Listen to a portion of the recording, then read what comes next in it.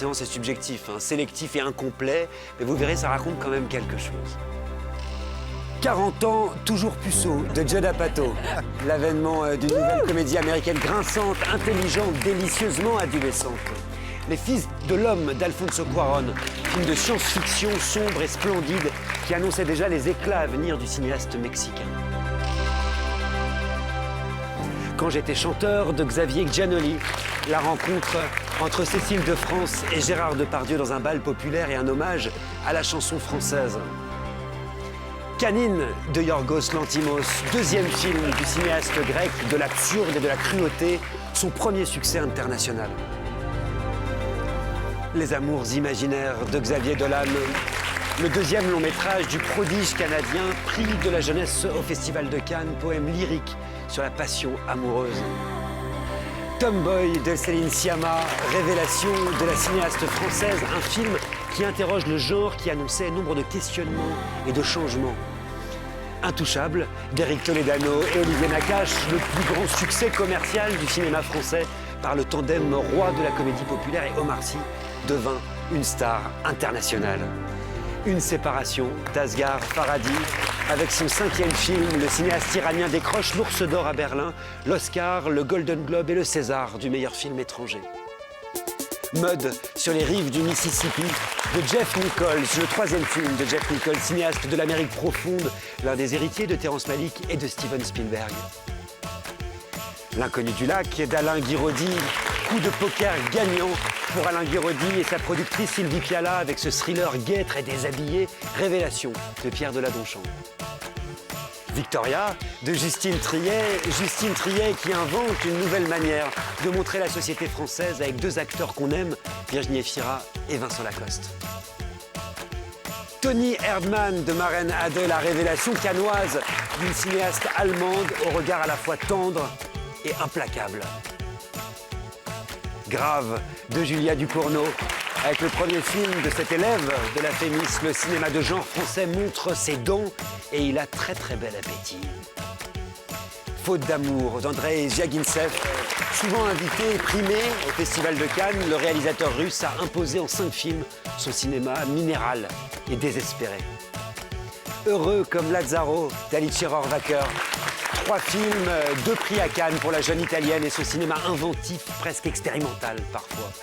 Alors, je vous avais prévu, hein, on n'a pas pu tout citer, tout le monde, mais on pense bien sûr aussi à Mai Wen, à Greta Gerwig, Paolo Sorrentino, Matteo Garonne, Luca Guadagnino, Bertrand Mandico, Antonin Perechatko, Félix von Groningen, Michael R. Roskam, Sean Baker, Yann Gonzalez, Barry Jenkins, Damien Chazelle, Denis Villeneuve. Mais s'il fallait citer un seul titre, un seul film, celui qui vous a le plus marqué pendant ces 15 saisons, même parmi les œuvres de réalisateurs plus chevronnés, Frédéric?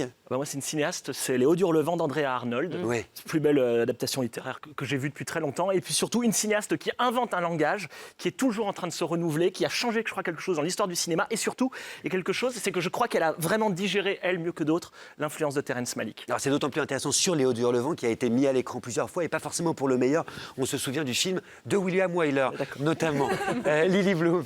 Moi, c'est Under the Skin de Jonathan Glazer avec Scarlett Johansson en alien qui est frappée d'humanité comme d'une maladie. C'est un film qui, pour moi, questionne le cinéma, qui m'a bouleversée, dont des séquences entières me sont restées en mémoire et qui est à voir, quoi. Voilà.